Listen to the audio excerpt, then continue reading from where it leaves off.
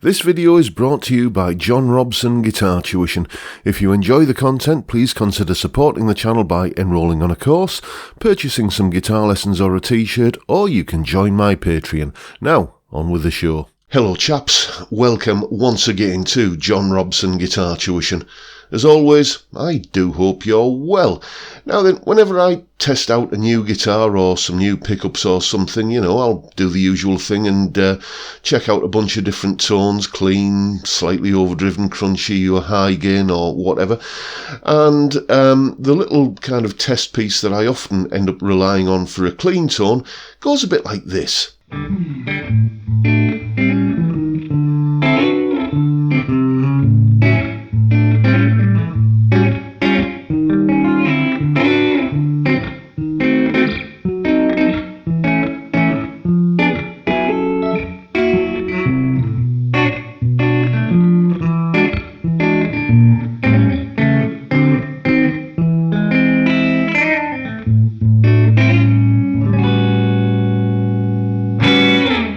And the reason I use that is because there's quite a few, dissonant and densely populated chords in there, diminished sevenths and augmenteds, and there's a altered dominant chord in there as well.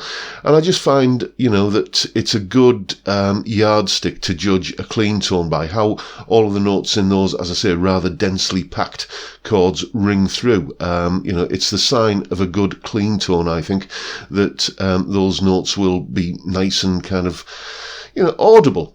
So there's a very good friend of this channel, a chap called Ozzy, who has said to me, I think on the last video I did where I was playing that piece, he said he'd love to have a crack at it and would I do a video on it. So, well, today is that video. So here's a bit of an explanation about what I'm actually playing in that thing. Okay, I suppose at its core this is just basically a fairly simple little 12-bar blues. There's the chord sequence on screen.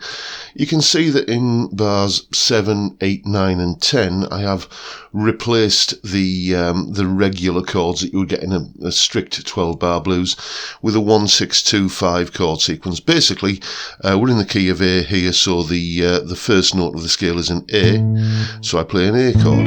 The sixth note of the scale is an F sharp, so I play the F sharp minor 7. The second note of the scale is B, so B minor 7. And the fifth note of the scale is E, so I play an E ninth. So hence 1, 6, 2, 5, if you weren't familiar with that terminology, rather.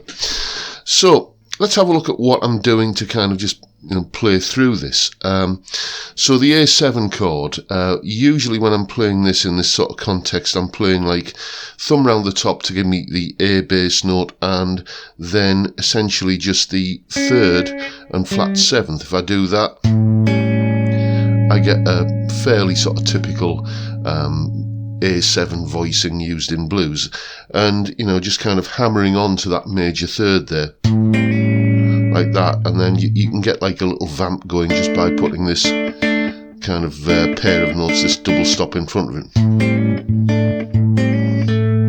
and get that kind of thing. Okay, basically I use that as a way of getting into the D9 chord, which comes next, just by walking down that little chromatic string of notes there and into the D9. And then, I've mentioned this before, I think in the rockabilly lesson last week, we've got, in that D9th chord there, we've got this little A minor triad, which I can kind of scooch up a couple of frets to a B minor triad, which sort of suggests a D13. So whenever the D9 chord is there, I'm doing a lot of this sort of stuff, like that. Then I come back into the A7 chord. I don't actually play it as an A7, I'm playing it as an A major 6th. So that is, I do this little, again, kind of chromatic run, C to C sharp here, taking me to the major third of the A chord, and then that finger there, and then this finger here, 5th fret on the second string, and I'm barring the 4th and 5th strings with that first finger there. So that, and then get the little finger onto there to play the major third again, and you essentially get a major sixth chord like that. So I'm going like that to get myself back into the A, and then a little bit more of that kind of A7 sort of vamp thing. So I think it came out something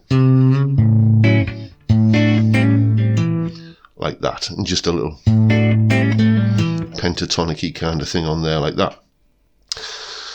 Then in bar 4, this is the bar where we're going to be transitioning up to the D ninth chord again, and I just put a little bit of exotic chordy sort of stuff in here. So after the A13, just playing that A7 thing that we mentioned earlier, and adding the F sharp note on the 2nd string 7th fret, drop that back a semitone, we get an A7 sharp 5, and then that's very easy then to go into an E flat 9th, just kind of doing that into the next chord from a semitone above thing that you get a lot of the time in blues. So that's that whole little section from here is going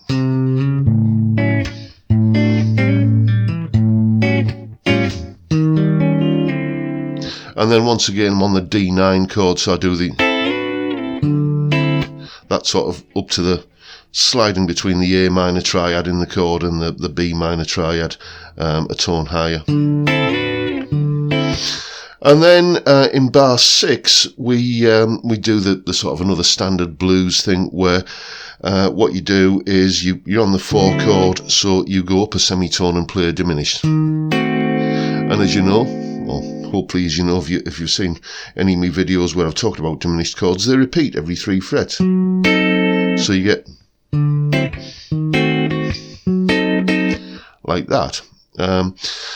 So that's just a D sharp diminished, or you can think of it as an F sharp diminished. It's the same chord, it's the same notes. Then we're back to the A chord again. What I do here though is I play the A with its 5th in the bass, the E note, because I'm going to do another little chromatic walk up to get me to the F sharp minor 7 chord, and I'm doing that using an F diminished 7th. Anytime you've got like a minor or minor 7 chord, or even a major chord, you can always preempt it with a diminished chord a semitone below. So I'm getting the A with an E bass to an F diminished, so E going to F, and then into the F sharp minor 7, and at the end of that bar I turn it into an F sharp dominant 7th. So you get from the A over E, you get this kind of thing.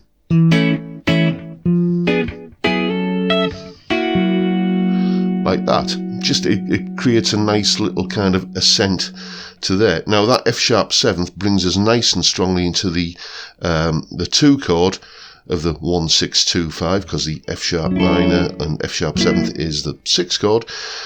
So B minor 7th, I think I actually play it here as a B minor 9. Oh, I should say as well that as I'm coming from the F sharp 7, what I like to do as well is just grab the C note there. Just bring that finger over from there it is in the F sharp 7th, grab the C note there, which just makes a nice transition down to the B minor 7th, and I continue that on the next few chord changes, essentially going in to the next chord from a semitone above. So there's the B minor 7, B minor 9 thing like that, and then I grab the F note here to take me into the E9. So and then I grab the B flat note here, which is 1 semitone above the A that we're heading to next. You know, kind of. And then we have this little kind of walk up from the 1 chord to the 5 chord, where I'm basically doing that A7 shape there. Then I'm going to an A major over a C sharp bass to a D7 thing like that. And then all I do next is I essentially raise this note here up a semitone, change the shape a little bit like that, and that you can look at that as being, I guess, sort of an D sharp diminished kind of thing, or maybe a D sharp minor sixth, but I'm thinking of it more as a D sharp diminished, because, you know, like that, to end up on the E. As I say, anytime you want to resolve up to a chord, you can always preempt it with a diminished chord, a semitone below. So, you know, A7, A over C sharp, D7, D sharp diminished, kind of. I've got the notes of D sharp, F sharp and C. If it was a proper D sharp diminished, it would have an A in there as well, but we can live without that for the moment. And then into an E augmented chord, like that, just as a nice little kind of suspenseful turnaround chord, and then just a simple little blues lick before ending on the A13 chord. So that's basically what's going on in this little test piece that I use to you know, to kind of check out a clean tone on whatever I'm plugged into. Some fun little moves in there, and whether you play it fingerstyle like this, or whether you strum the chords or whatever, it's a nice little chord sequence to just play a bit of a variation on a 12-bar blues. So try it out and have some fun with it. And there is, of course, a full tab in both Guitar Pro and PDF formats, along with that clip of me explaining what's going on, and the clip of me actually playing it as well. All of that is up on my Patreon page. There's the address, and the link is, of course, in the description. It's only $3 a month, and you get all of these additional resources that go with these YouTube videos. Thank you so much to everyone who pitches in that way, or in any of the other ways that you can support the channel, all of which are linked down in the description. Thank you so much, everyone. Massively appreciated, and thank you in advance if you're thinking about doing it. And that is pretty much it for today, folks. Hope you've enjoyed the video, found it reasonably entertaining and useful and informative in some way, and if you have, please hit the subscribe button and the notification bell if you haven't already done so, and why not give me a like while you're at it. But for now, I'll bid you all a good day and say thank you so much for watching. Thank you for your time. Look after yourselves, folks. Stay well, stay safe, and above all, stay sane. Bye for now.